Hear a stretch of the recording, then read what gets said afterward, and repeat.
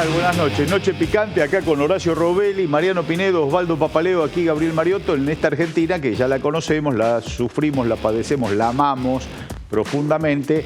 Cuando el presidente está de viaje, en este caso en el Estado de Israel, previo a ir al Vaticano, nos sacude con su vocación tuitera.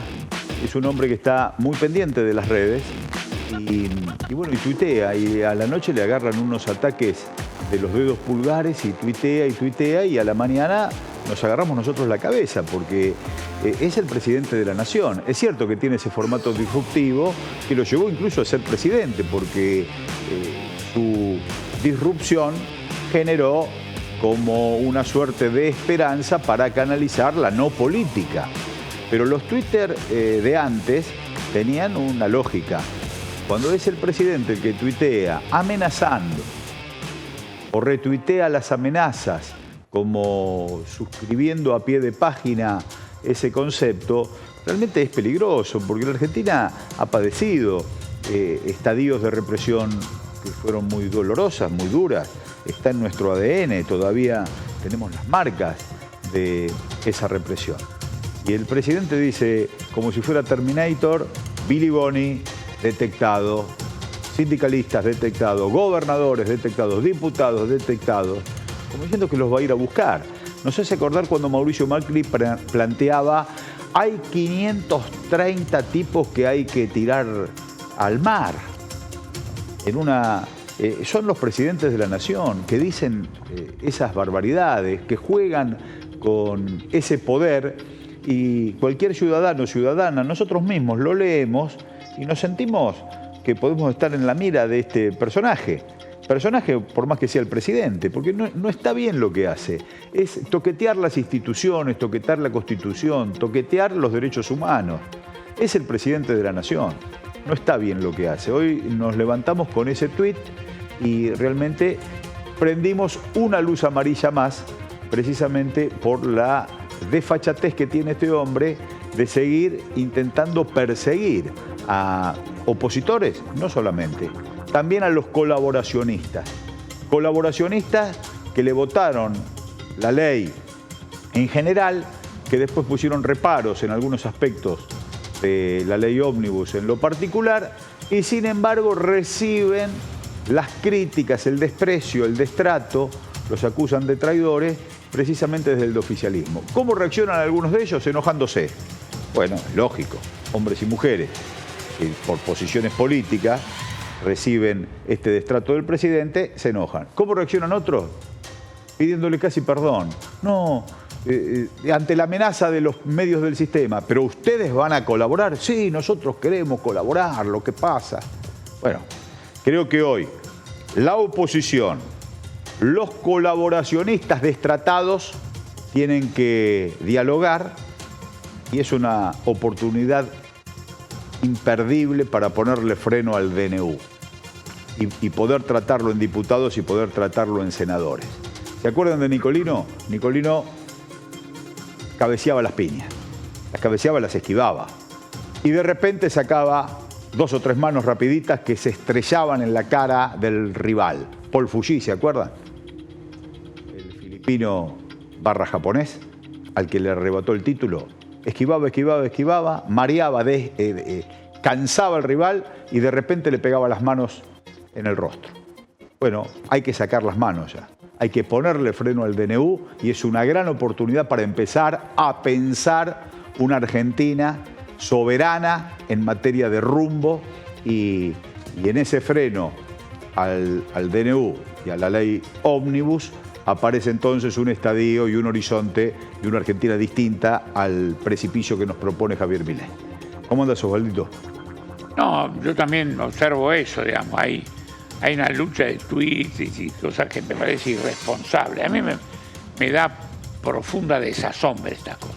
O sea, lo digo honestamente, que la situación política del país se deriva en estos términos, con esta categoría de discusión y de debate, de falta de nivel, de falta de envergadura, de rigor, de análisis, de falta de información. Desfilan diputados, yo los veo en los programas de televisión, justificándose de cómo votaron o no votaron a raíz de todo este clima que se crea y los periodistas les hablan en un tono como interpelándolo, pero ustedes van a colaborar, van a votar. Es una cosa, se han invertido los términos. 4 chantas periodistas sentados en un panel a la clase política, diputados nacionales, les exige respuestas y definiciones de situaciones muy grandes y muy importantes. Y bueno, pero cuando el candidato gana las elecciones desde un set de televisión, exacto, el periodista tiene la manija. Así andamos, no. Yo estoy preocupado por la falta de envergadura también en unos sectores que son muy vinculados a nosotros, que no aparezcan con alguna propuesta seria, que no eleven el debate, que no lo lleven nos lleven a todos a empezar a discutir, no una ley, no el DNU, aparte de, obviamente, de tratar de impedir que eso avance, para proponer una salida lógica, un entusiasmo, una ilusión, una épica, algo que convoque a la gente. Si no hay épica, la gente va a seguir alrededor. La épica es fundamental. ¿Dónde está la épica? En nuestra base. Esta figura de Nicolino hoy surgió en una conversación con Ciro Aniquiarico, con un compañero, donde hizo esa analogía que yo la tomo prestada para poder describirla hoy. Pero en nuestra base está la mística, en nuestra base está la reflexión, está la acción política. Lo que está faltando es que encarnadura.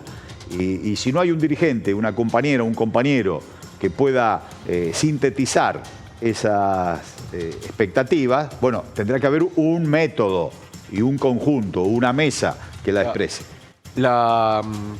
Cuando entrábamos a este programa, veíamos una lindísima nota en Exteriores de una suerte de grupo de vecinos que se agruparon para resolver problemas en el barrio. Esa es una reacción que se está viendo y que siempre se vio en el pueblo argentino cuando estaba pasando y atravesando situaciones duras, ¿no? Resolver problemas ante la falta de resolución de problemas y en el caso ante la generación de nuevos problemas, ¿no? A partir de una política que está destruyendo la base, la capacidad adquisitiva del pueblo argentino con todo lo distorsivo que eso es en todos los ámbitos. Ahora, Milei gana las elecciones sobre la base de una crítica profunda a lo que él llama la casta. Y eso evidentemente tiene una parte de verdad porque el sistema político argentino no estaba resolviendo problemas. Ahora, gana y se sube a este juego pensando que es una situación que se trata de ellos. En realidad, no es un problema de lo que le pasa a él con los gobernadores o a él con sus diputados que dice que lo traicionan. Acá hay que resolver problemas. Bueno, pero parece, los votan. Pero parece, y te pregunto, Horacio, que los problemas los quiere agravar porque con el objetivo de dolarizar, cuando peor estemos, más fácil es para ellos dolarizar. Seguro, mira, con respecto a la dolarización, si fuera dividir las reservas internacionales por la cantidad de base monetaria, tanto la base monetaria como los encajes remunerados, que ahora básicamente son los pases pasivos, y da 1.400 pesos. Y tenemos un tipo de cambio contado con liqui de 1.300. Y como va a haber una devaluación en los primeros días de marzo, no estamos muy lejos de eso. Pero claro, como dijiste vos, él puede hacer esta locura de tratar de que perdamos nuestra propia moneda, pero ahogando, por ejemplo, las provincias, lo que hizo con el tema de transporte. En las provincias, es cierto, están más cerca, tenés más cerca la fuente de trabajo, ¿verdad? Pero el boleto, por ejemplo, en mi provincia, en Tucumán, lo que dice el gobernador Osvaldo Jaldo, que el boleto va a pasar a ser de 1.000 a 1.100 pesos. Pero esa quita de subsidios al transporte en el mal llamado interior, en nuestras provincias, no es una medida, es una venganza. Es una medida castigando a la decisión de algunos diputados que se pusieron. O sea, este presidente odia al pueblo, no es que se equivoca. No. Porque hubo presidentes malos en la Argentina que tomaban una medida que querían doblar a la izquierda y doblaban a la derecha. No digo en términos ideológicos, digo en términos automovilísticos. Se equivocaban, chocaban. Hoy hubo dos posteos muy claramente referidos a eso. Uno, el pasaje bíblico, que es el paisaje bíblico en el que Moisés castiga a su pueblo. Por los que se quedaban adulando al becerro de oro. es una cosa, como mensaje, es un castigo al pueblo porque le dio la espalda en el Parlamento. Y después el Hasta la Vista Baby, ese que acaban de poner en pantalla. Hasta la vista, baby, era la frase que decía Terminator antes de matarte. Claro, claro, ahí está apuntando. O sea, hay que poner un límite en la simbología, porque vos no podés ponerte en decir... bueno, por supuesto que Terminator es una persona que estaba destinado a matar a la humanidad, digamos, ¿no? No se está puede bien desarrollar cualquier tipo de simbología sin pensar que eso tiene consecuencia. No está bien. Porque es pura violencia eso, pura violencia. Después, no, pero es la violencia ejercida por el presidente, es una amenaza. Más grave. Mira, si pudiera pasar una placa, que es la placa 32 y 33, que demuestra cómo en el mes de enero ya había ahogado la provincia. Ahora lo hace, al sacarle uno de los pocos fondos que había dejado, era el fondo de reparación de... A ver, Simi, tenés la placa 32 y 33, Ahí está. eso es un fenómeno. Ahí no sé. Ahí está. Transferencia provincia. Fíjate, esta es la comparación de enero del 23 contra enero del 24. Fíjate la reducción en el Fondo Nacional de Incentivo Docente. Estamos hablando en términos nominales. O sea, la misma plata en términos de millones de pesos, 51. Es mucho más con la devaluación. Por eso, o sea, baja 10% en términos nominales. Menos guita física y con una devaluación brutal en un año. Programas que levantó, por ejemplo, el Fondo de Fortalecimiento Fiscal de la Provincia de Buenos Aires, las transferencias a las cajas previsionales provinciales. Él no solamente pisó por la forma de que se ajusta la jubilación a los jubilados nacionales del ANSES, sino que no le transfirió la plata a las provincias. Las provincias tuvieron que ingeniársela, no sé cómo habrán pagado la jubilación. En el caso de la provincia de Tucumán, pudieron pagarla porque más o bien estaban alquilados y porque más, antes de irse, una poca cosa que buena que hizo, le quedó la plata. Le quedó plata. Sí, anticipando la jugada al vacío de caja. Al vacío de caja, por eso es algo, pero no sé cómo van a hacer ahora en febrero. En diciembre y enero pudieron cumplir gracias a esa transferencia que había hecho Massa. Ahora no van a poder. Ahora, esa violencia simbólica del tuit de Terminator, gravísima en enorme gravedad, cabeza de un presidente, está acompañada con estas medidas de quitarte el pan de la boca, ya no a los diputados, los senadores, la casta de las provincias que él suponía que lo iban a acompañar y que terminaron no acompañando la locura, sino al pueblo de las provincias, al pueblo argentino. El contexto de esto. Todo lo que estamos hablando, todo bien, lo analizamos, estamos muy lúcidos, muy bien. Es hasta lógico lo que planteamos, atrayente puede ser también. Pero el tema es la desazón de la gente que no encuentra una dirigencia que se ocupe formalmente de la solución de su tema. Exactamente. Porque yo ahí lo noto, la gente tiene una desazón y nosotros digo, el campo popular y nacional, estamos también huérfanos de opinión, estamos como esperando que no caer en el adjetivo aquel que decía, no, le están poniendo palos en la rueda. Acá no hay palos en la rueda que valga. Esta es una situación desesperante. Estaban pagando una nota hoy, 110 pesos de boleto de colectivo, ahora pasa a 1000. Y hoy saltaban los molinetes, no los chicos que van a la barra brava, no, gente grande, obvio, gambeteando molinetes, pasando por abajo de los molinetes, gente arriba de 50 años, cuenta la persona esta que lo escribió porque lo observó hoy. Empieza a esquivar los molinetes para viajar. Perón planteaba que la verdadera política es la geopolítica. El presidente está en el Estado de Israel.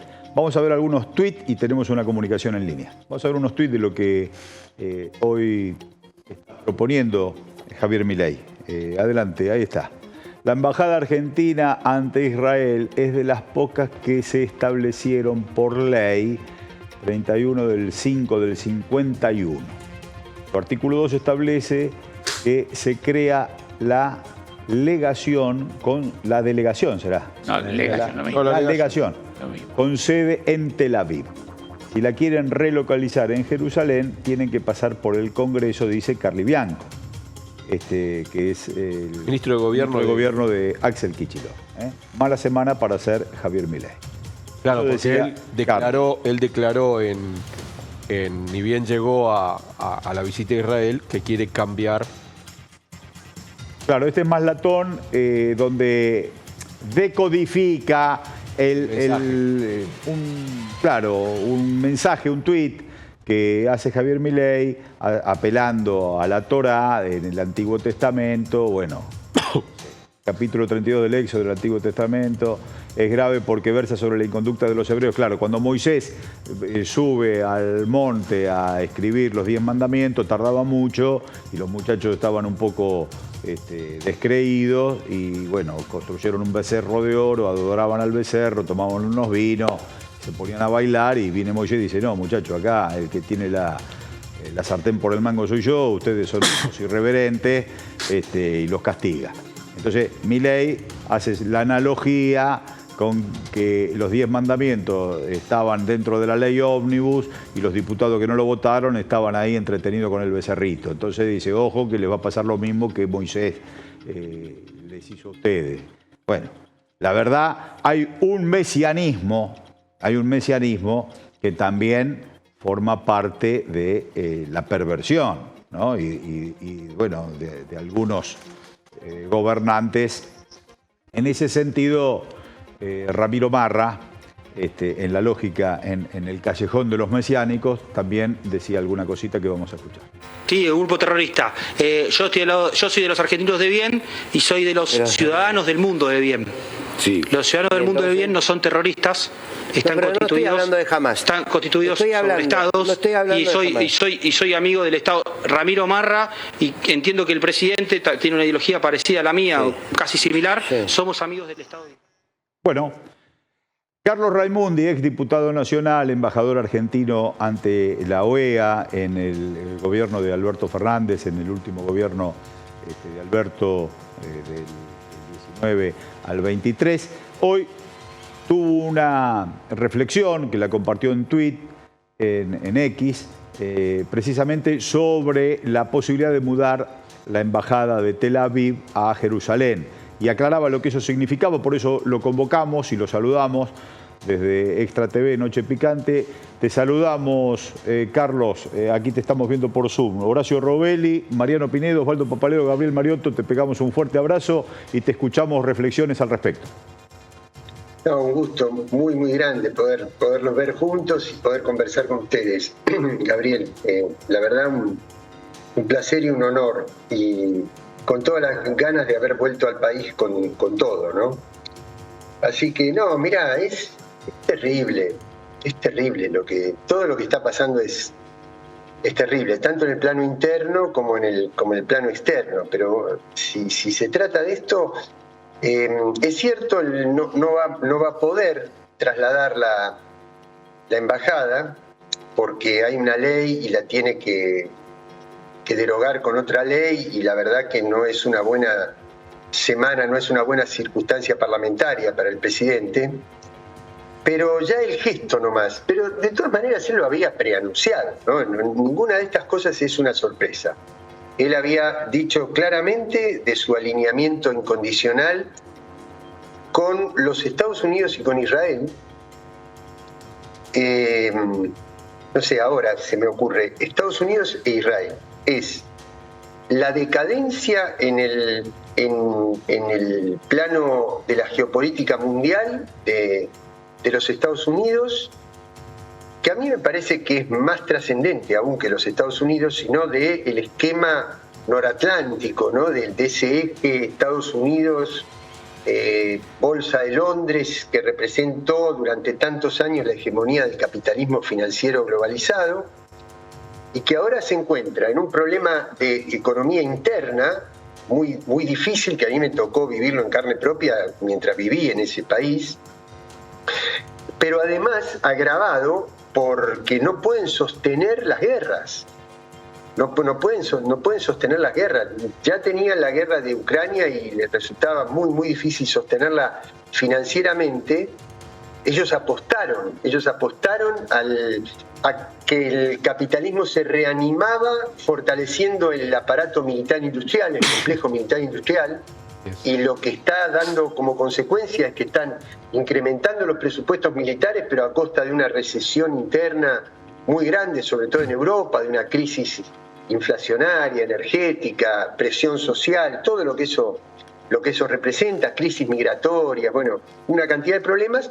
Ese mundo decadente y la decadencia ética que representa que un gobierno como el de Benjamín Netanyahu las propias Naciones Unidas le digan que está al borde de cometer un genocidio, que es lo que está haciendo en la franja de... Claro, de Carlos, a esa mirada que por supuesto compartimos, en donde está Ucrania como el epicentro de una de las guerras, le sumamos Taiwán y le sumamos estos episodios bélicos en Gaza, más la guerra civil enunciada en los Estados Unidos, donde Texas y 21 estados están cuestionando al Estado Nacional, donde hay una bronca que no aparece en los medios de comunicación aquí, pero que es una tensión muy grande precisamente en el propio Estados Unidos, donde esta crisis entre globalistas y continentalistas está estallando en episodios bastante feos,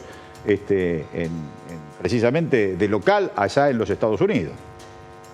Bueno, lo que pasa es que cuando llega un punto límite, el capitalismo tiene un solo objetivo y un solo motor que lo anima, que es la maximización y la velocidad de la reproducción de la red.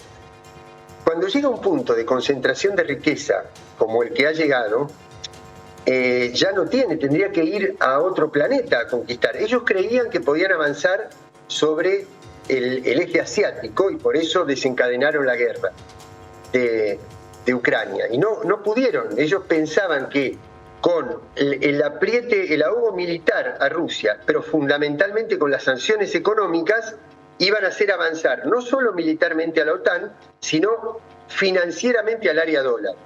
Y consiguieron el resultado inverso a eso.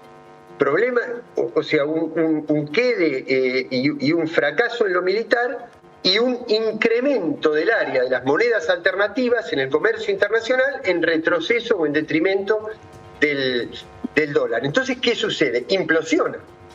Es decir, se generan las grietas al interior de un bloque que había llegado al punto límite en la concentración de la riqueza y en la catástrofe climática.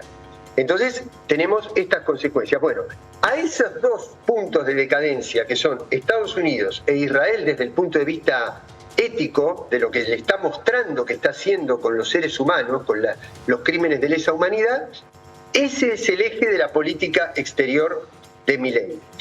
Y se expresa de dos maneras. En el aspecto global, en haber renunciado a los BRICS, que es donde está el mundo emergente, ¿no? Y desde el punto de vista regional, tomando distancias de Brasil, lo cual impide que América Latina pueda actuar como un bloque homogéneo, alternativo o autónomo, digamos. Esto tiene algunas consecuencias. Una, que viéndose derrotado el sector del capitalismo financiero global, aprieta más. Y nos está apretando mucho desde el punto de vista financiero, pero no solo financiero. Vos fíjate que todos estos problemas con el narcotráfico que están sucediendo en Ecuador, en México, la presión sobre Petro en Colombia y el alineamiento de la Argentina implican un refuerzo, digamos, de la presión con el Comando Sur, etcétera. Todo lo que ustedes ya saben. Así que... No, pero está muy bien, Carlos, está muy bien lo que estás diciendo. Yo creo que nos ilustra mucho, porque ahí donde están las operaciones del narcotráfico, ahí está el Comando Sur. Ese ruido que hay en Ecuador, está el Comando Sur. De hecho, ya desplegó sus tropas ahí. Y en Colombia, después de las operaciones de narcotráfico, hay 8 bases norteamericanas. Y las hipótesis de conflicto en América Latina precisamente son narcotráfico y terrorismo. Y bien, gracias, los bienes naturales. Entonces, ahí está el Comando Sur. Por eso esa crisis entre globalistas y continentalistas que se da en el propio seno del propio Estados Unidos. Claro, y cuando nosotros podíamos representar un bloque autónomo de poder que se retirara de ese esquema que está en declive en el mundo y poder avanzar junto con el bloque emergente, renunciamos a eso. Por eso criminal lo que ha hecho el que accidentalmente representa al presidente de la Argentina. Pero te quiero decir una cosa, es tan de manual, además, lo que está sucediendo, que hoy tenemos las acusaciones de narco contra López Obrador, el problema que está sufriendo Ecuador, la presión sobre Colombia, el fantasma que hay sobre algunas regiones que pretenden ser zonas liberadas en la Argentina y demás, tiene por objetivo reemplazar el esquema de la corrupción en la obra pública, es decir, hasta hace poco era Odebrecht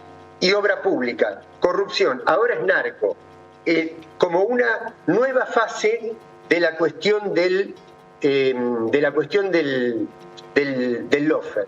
Así que es el problema grande, Gabriel, que tenemos y que a mí me tocó sufrirlo mientras estaba afuera, es que no todos nuestros compañeros que representaban los puntos de decisión en política internacional estaban convencidos de esto.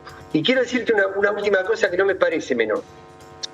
Vamos a suponer que nosotros, por milagro, por un instante, imaginemos que recuperamos el gobierno, que recuperamos el control sobre YPF, sobre el Fondo de Garantía de Sustentabilidad, ¿no? Todas las cosas que ellos quieren ir entregando de a poco, el litio, etc. Si nosotros no definimos una nueva inserción geopolítica de la Argentina, por eso yo luchaba tanto para que la Argentina definiera una manera de inserción geopolítica independiente. ¿Qué es lo que nos va a suceder? Creemos que vamos a recuperar el control sobre eso, pero no vamos a poder salir del esquema de litigiosidad internacional. No vamos a poder salir del CIADI, de los juicios de Griesa y de los tribunales de Nueva York, de BlackRock, de todo eso. Quiere decir que nosotros no solamente tenemos que declarar que vamos a hacer otra política, sino salir de un sistema para ingresar en un sistema autónomo de integración al mundo. Esto es absolutamente fundamental. En el medio de esto, ¿qué hace este hombre? Amenaza, provoca que va a desplazar la embajada a Jerusalén, con lo cual se está involucrando en un problema geopolítico innecesariamente. Pero está dando una señal, porque yo creo que eso tiene un mensaje hacia adentro también, que es, conociendo los vínculos que tiene la ministra de Seguridad y su alter ego, Luis Petri, que tomó defensa, es decir, cuando vos juntás seguridad interior y defensa nacional, ¿qué es lo que hiciste? Volver a la doctrina de la seguridad nacional. Bueno, perdón, Carlos, y ahí está en el gobierno el espacio que tiene como jefe al Comando Sur. Porque están los recursos naturales. Entonces es todo un esquema. Por eso cada medida de política interna tiene su espejo en política exterior en este gobierno. Exacto. La cuestión del Atlántico Sur, la entrega del litio, el esquema de privatización de empresas, el ajuste pedido por el Fondo Monetario Internacional, la expectativa de que iban a recibir dólares. Yo he escuchado legisladores y dirigentes diciendo, con las señales de ajuste que estamos dando y de liberalización de precios, etcétera, y de condescendencia con la Cámara de Empresarios estadounidenses, vamos a recibir financiamiento externo como sucedió en la etapa de los 90, no dándonos cuenta que el contexto internacional, que la disponibilidad de recursos financieros en el capitalismo globalizado no tiene nada que ver con la etapa expansiva que había en los 90. Quiere decir que no va a haber. Entonces, con este ajuste, la única manera de contener la movilización social, esto que va a estallar y que va a estar integrado por las personas que no pueden comprar medicamentos, las que saltan los molinetes, como le estaba escuchando decir a Osvaldo hace un ratito, todo eso con represión. Por eso, la señal de amenaza de atentado, el clima de cuidado que en la Argentina puede haber un atentado, le sirve para la política interna. Es decir, claro, reforzar la militarización y el aparato de seguridad para reprimir la movilización interna. Carlos, te mandamos un fuerte abrazo. Nos quedaríamos con vos charlando todo este programa y el programa de mañana y de toda la semana. Te pasaste. Un abrazo enorme. Nos ilustraste muy bien y te vamos a invitar a tomar café por acá y a que vengas a compartir con nosotros reflexiones aquí en el piso. Trato hecho. Gracias, Carlos. Fuerte abrazo de toda la mesa. Gracias. No, yo... A ver, Milei en Israel en este momento, en este mismo instante. A ver. Ahí está. Esto es en vivo, Jimmy.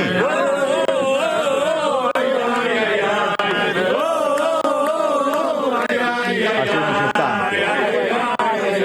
Bueno. Nunca faltan encontrones cuando un pobre se divierte. Mariano, te salías de la vaina por preguntarle a Carlos, pero se hizo larga la nota. No, pero aparte, a medida que iba hablando... Pero muy bien, Carlos, ¿no? Iba contestando toda... Muy bien, Carlos. Yo creo lo siguiente, cortito. Me parece que antes de la nota de Raimundi se desarrollaba una suerte de debate en el que alguien le plantea algo a cualquier militante de Milei, en este caso era Marra, y dice, lo que pasa es que jamás el terrorismo... Imagina un debate en el que vaya al Congreso la ley que modifica que la embajada de Israel tiene que estar en Tel Aviv, como dice la ley, y respondiendo si somos de Hamas o si somos de Israel. Y lo que Raimundi está diciendo es que la Argentina tiene que debatir cuál es el rumbo de integración en el mundo de la Argentina, verdaderamente en función de los intereses de la Argentina, no entregando a la discusión binaria si sos de Hamas o si sos de... Claro. Entonces, la verdad es que nosotros tenemos que salir de esa dinámica y contarle al pueblo argentino por qué tenemos que desarrollar una visión estratégica de integración de la Argentina para beneficio de quién, del pueblo argentino. Claro, pero no. Pero lo que pasa es que Carlos lo explica con mucho detalle y es muy importante tenerlo a tipos como Raimundo en un programa de televisión porque te ayuda a reflexionar en torno a la importancia de expresar con claridad este proyecto, lo que dice siempre Osvaldo. El movimiento peronista, el movimiento popular, tiene que expresarle una alternativa al pueblo argentino porque si no nos van a llevar a estas discusiones absurdas. Me quedo con una cosita que dijo Carlos. Él estuvo en la OEA, había temas centrales en la agenda americana, nacional, pero también global, en donde Nicaragua, Venezuela, Cuba y la Argentina, medio que en el gobierno de Alberto Fernández se amacó demasiado, porque la agenda la sigue poniendo el imperio. Y lo que vos planteabas, ¿dónde pones el prisma? ¿Queremos que mejore la Argentina o queremos quedar bien siendo gerente del imperio? Ese es el problema.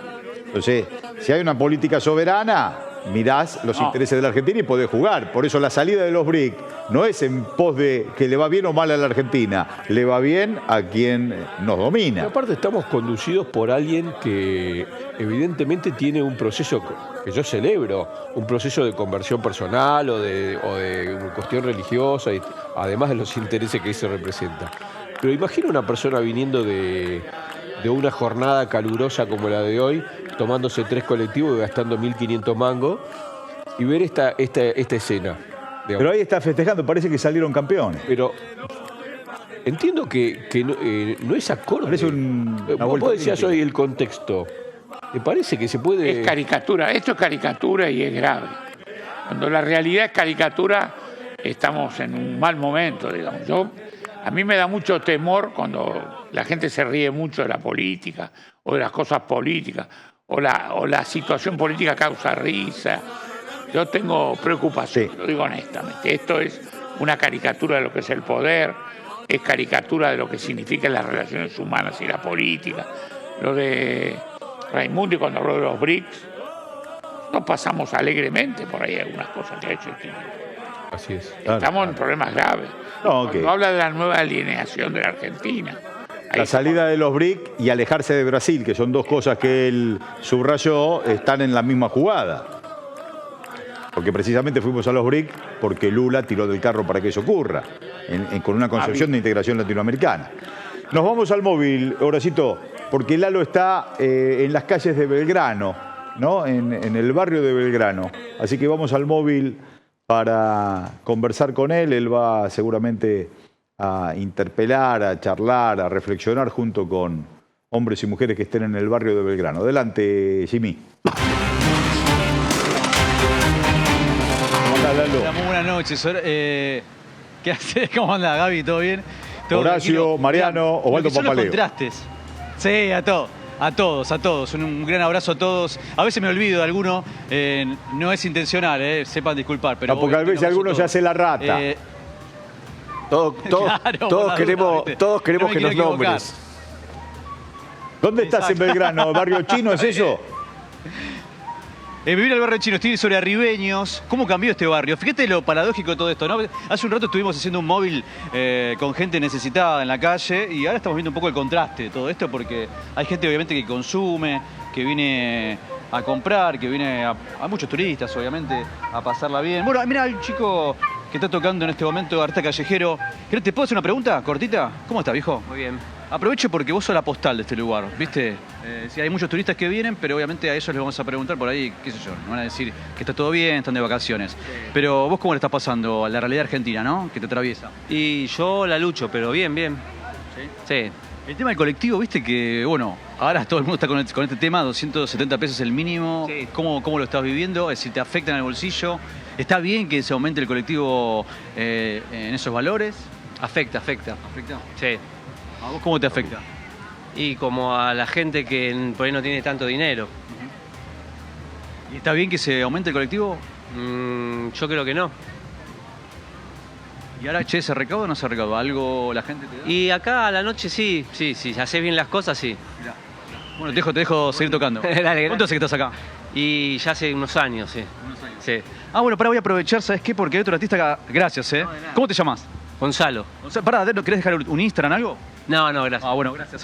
Mirá, hay otro. Me quedé con la idea de un artista callejero también que estaba acá, que le voy a preguntar también. Mirá, no pensaba hablar con ellos, pero voy a preguntarles. Disculpa que te moleste. Te pregunto, estoy en vivo. ¿Cómo te atraviesa la realidad argentina? El tema de los aumentos y demás. Vos que estás acá trabajando como artista, ¿no? Y bueno, hay que apechugarse y pasarla. Tratar de pasarla lo mejor que se pueda, reducir costos que sean secundarios y bueno, atender los costos primordiales. ¿Llegás a fin de mes? Te pregunto eso primero y después decime si notás que los turistas, bueno, siguen siendo, digamos, los mismos, recaudás lo mismo que antes. ¿Cómo viene esa situación? Y afortunadamente sí puedo llegar a fin de mes y bueno, vivo de lo que hago y sí veo una afluencia de turistas de toda América y de Europa también. Sí. Bueno, gracias, viejo. No, ¿por qué? Mirá, voy a caminar un poquito por Arribeños, que acá veo unas personas que están comiendo sentadas.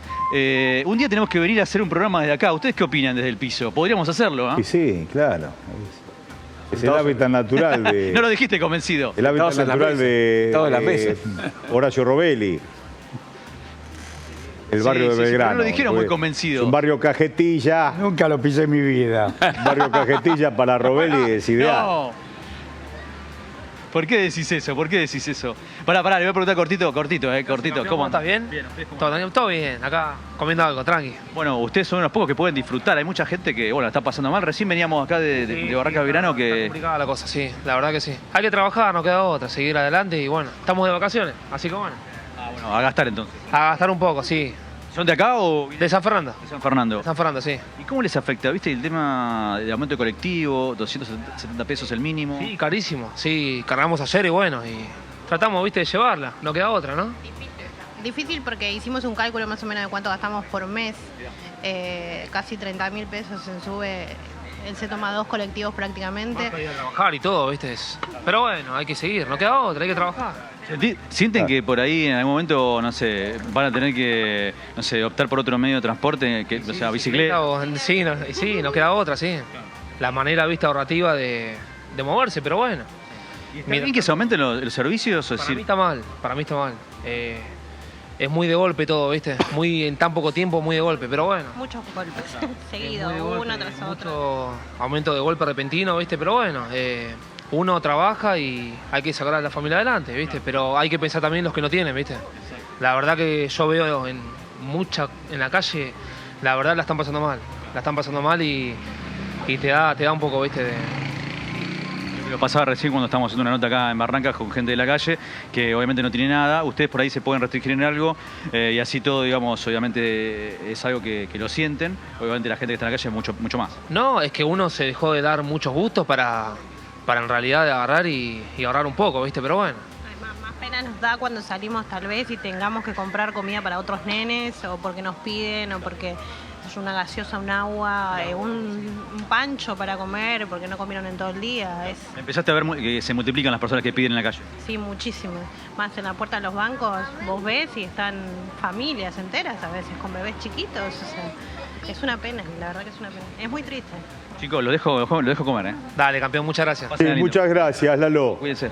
Muchas gracias. Muy buenos testimonios, los dos compañeros, artistas callejeros, digo compañeros por una cuestión de identificación con sus trabajos, ¿no? Tan lindo ese arte, el pintor, el tocaba la flauta traversa. Y bueno, una familia de trabajadores que están de vacaciones y se dan un gusto, con esfuerzo. Pero está brava la situación, en todos los planos está brava. Te das cuenta, nosotros acá hacemos como una suerte de apuesta, este votó a Milei, este es opositor, este no votó, este está desencantado, claro. Este votó, pero ya no importa. Pero son todos los testimonios válidos y bueno, del conjunto sacamos nosotros nuestras conclusiones. Pero está muy bien los testimonios porque son espontáneos. Testimonio espontáneo ilustra, ¿no? Está muy bien, Gaby. Gracias, Lalo, sos un capo. Supuesto. Fenómeno, un abrazo ahí al cámara también. Dale, el capo sos vos, acuérdense, hay que armar algo acá, ¿eh? Dale, armalo. Armalo que desembarcamos en cualquier momento. La palabra. Dale. Gracias, Lalo.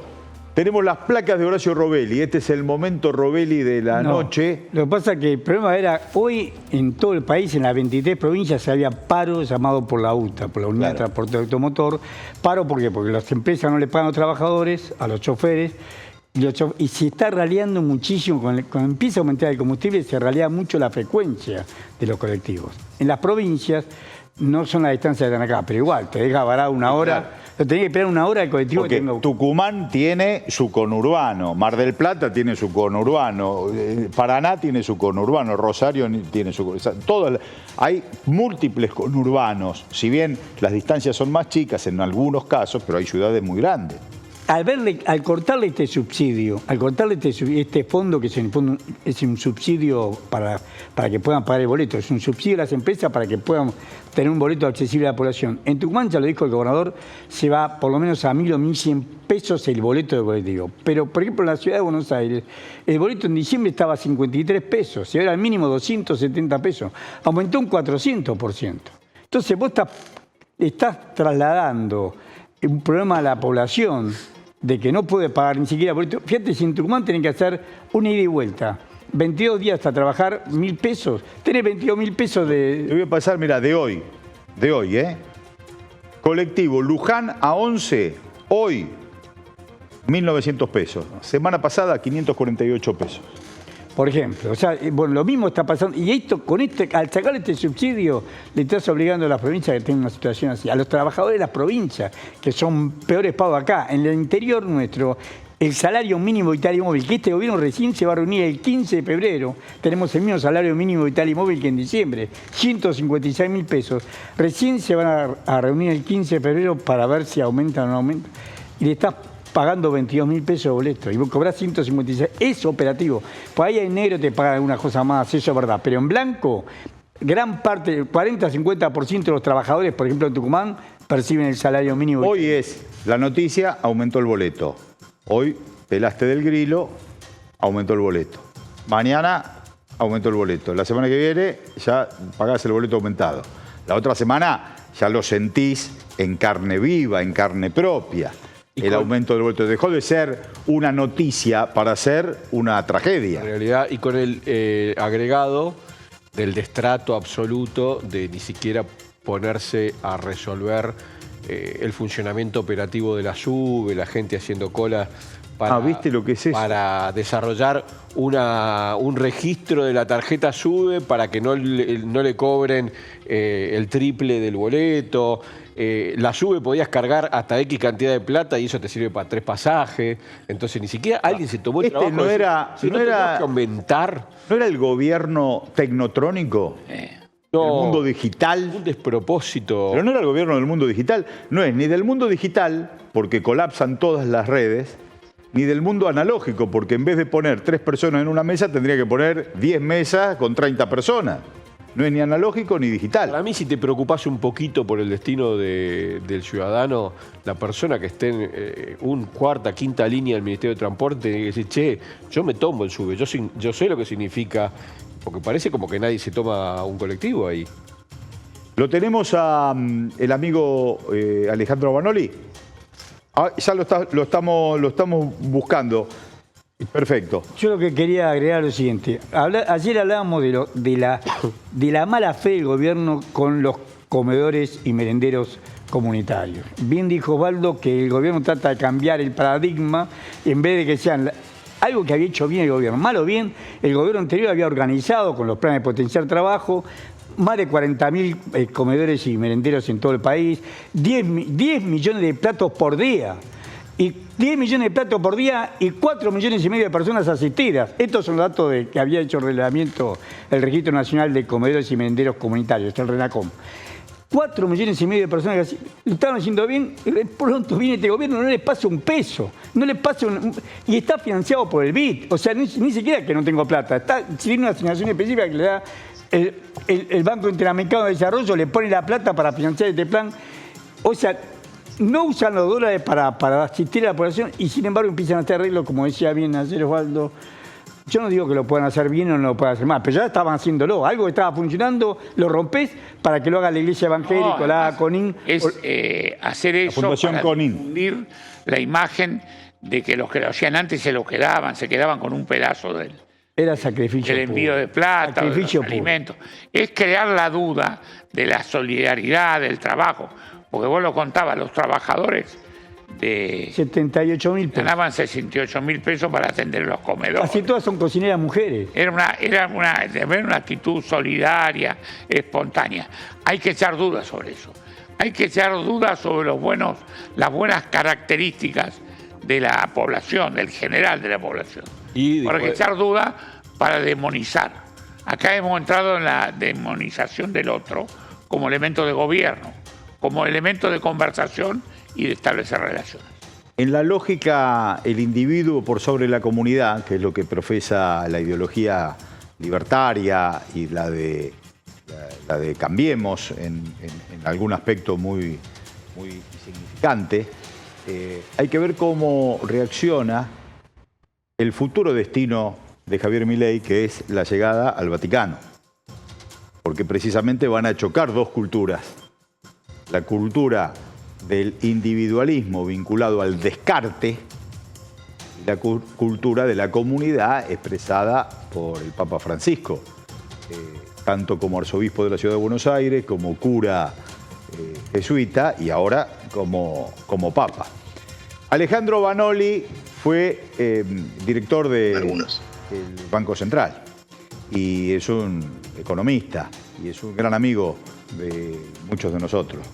Aquí estamos saludándote, Horacio Robelli, Mariano Pinedo, Osvaldo Papaleo, Gabriel Mariotto. Alejandro, te damos las buenas noches y te consultamos primero sobre un panorama general de cómo estás viendo la situación económica en la Argentina y después te vamos a ir haciendo algunas preguntitas.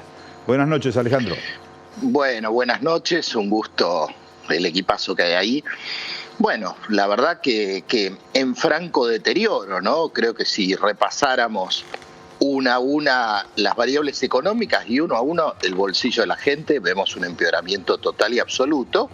Y creo que es importante, creo que la gente que escucha tu programa en general lo sabe, pero que esto no es producto de algo necesario o por lo que haya que pasar, sino que tiene que ver con una política deliberada. Por cierto que había problemas, por cierto que el gobierno de Alberto Fernández tuvo muchas limitaciones y cosas que no resolvió, pero evidentemente acá hay un plan perverso, un plan inflacionario que está licuando los salarios, un plan que incluye la venta de los activos de la patria y un castigo formidable, totalmente visible sobre los sectores populares y sobre los sectores medios, y me parece que si alguien tenía una duda, fuera de las medidas de estos 2 meses, la actitud que ha tomado estos 2 días, que repercute en el bolsillo popular, y no me refiero solamente a los ingresos, sino a las colas y a todo lo que está sufriendo la gente para poder pagar menos con una SUBE, creo que radiografía de manera muy clara lo que representa este gobierno, que beneficia a muy pocos sectores y ha tomado un rumbo muy claro que va a requerir de mucha conciencia popular y de mucha acción para poder frenar la entrega del país y el vaciamiento de los bolsillos del pueblo.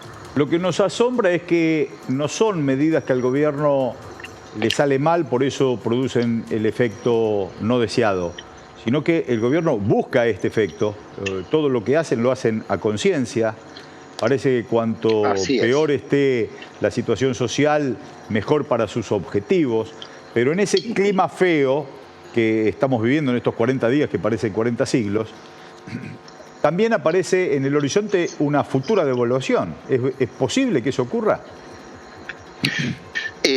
Absolutamente, ¿no? A ver, están queriendo inducir una neoconvertibilidad o una dolarización, y esto tiene que ver con una cuestión muy simple, ¿no? Cuando hay expectativas de devaluación y cuando hay, una inflación de mínima del 20%, con una tasa de devaluación del 2%, y cuando se pone la tasa de interés en niveles negativos, claramente se están dando señales de dolarización. Así que muy probablemente, por fuera de todas las inconsistencias que tiene este programa, fuera de la lógica perversa política que tiene atrás, ciertamente, todas las señales que da el equipo económico es que se viene una devaluación, y esto es consistente con el programa que se está discutiendo con el Fondo Monetario Internacional, que pretende una acumulación de reservas, que pretende una liberación total del cepo inmediata cuando no están dadas las condiciones, y que permite que todos los circuitos de fuga de capitales y de mecanismos de salida de divisas por la vía de los pagos de deuda, por las vías de todos los mecanismos donde había algún tipo de contención mínima o imperfecta en el gobierno anterior, que dejó salir capitales en gran medida, pero que había por lo menos alguna contención. Evidentemente lo que viene claramente no es un modelo donde van a entrar divisas por exportaciones productivas o por inversiones genuinas, en un modelo que claramente no contiene una perspectiva de desarrollo nacional que así lo va a indicar, sino que solamente, en cuestiones de enclave, en sectores de altísima renta que están en vías de ser privatizados, si es que no lo son, o extranjerizados. Claramente estos modelos siempre, Gabriel, lo hemos vivido, todas las experiencias, por lo menos podríamos historiar 3, ¿no? La dictadura militar, para no irnos tan atrás en el tiempo, los años 90 y el periodo de Macri, claramente han demostrado que este tipo de modelos son insostenibles y que, lo que lo puede sostener es el capital financiero, la especulación de corto plazo, y que eso siempre termina cuando se termina de vender la joya de la abuela, cuando se corta el crédito, cuando se termina la bicicleta financiera porque hay mucho riesgo, o porque pasa algo en el mundo, en una situación de devaluación, de fuga de capitales, película repetida que lamentablemente se va a repetir. Alejandro, buenas noches. Osvaldo Papaleo te habla. ¿Cómo andás? ¿Qué tal, Osvaldo? Buenas noches. Mira,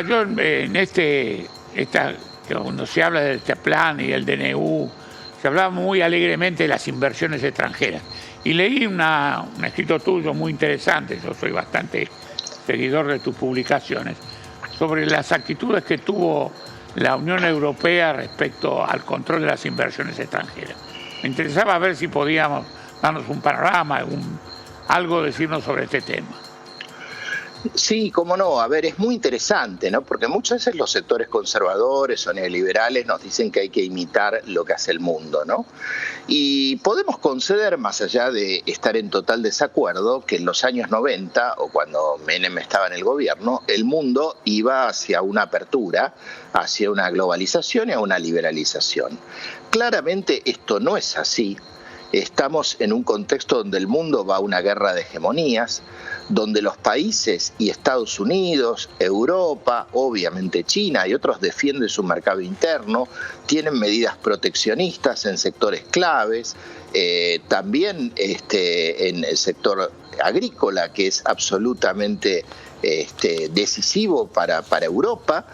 Entonces, bueno, lo cierto es que cuando uno mira cómo el DNU y la ley terminan con el compre nacional, extranjerizan las tierras, bueno, no es lo que hace Europa, no es lo que hace Canadá, no es lo que hace Estados Unidos. O sea que no solamente esto implica, como dijimos, una lógica perversa y entreguista, sino que va a contramano de un mundo donde cada país está defendiendo, cada Estado-nación, su mercado, las empresas de sus países, y ciertamente estamos regalando nuestro patrimonio y nuestros recursos en momentos en donde hay una guerra hegemónica, como dijimos, y donde cada país defiende estratégicamente, como siempre se hizo, pero esta vez yo diría en estos últimos 10 años de manera más descarnada, Trump o Biden, su mercado. Entonces creo que esto es mucho más peligroso todavía, porque, vuelvo a decir, en los años 90 parecía ser que la corriente era esa,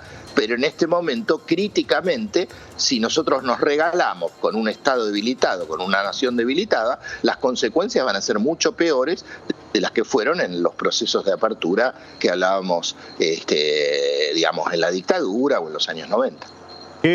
Muy claro, Alejandro, nos has ilustrado muy bien, se repite la historia, vos lo sugeriste o lo subrayaste, se repite la historia, donde los países centrales tienen un libreto para ellos y nos hacen un libreto para nosotros. Los gerentes de la colonia compran el libreto por export y no hay nada mejor para un proteccionista de un país central, un librecambista en un país periférico.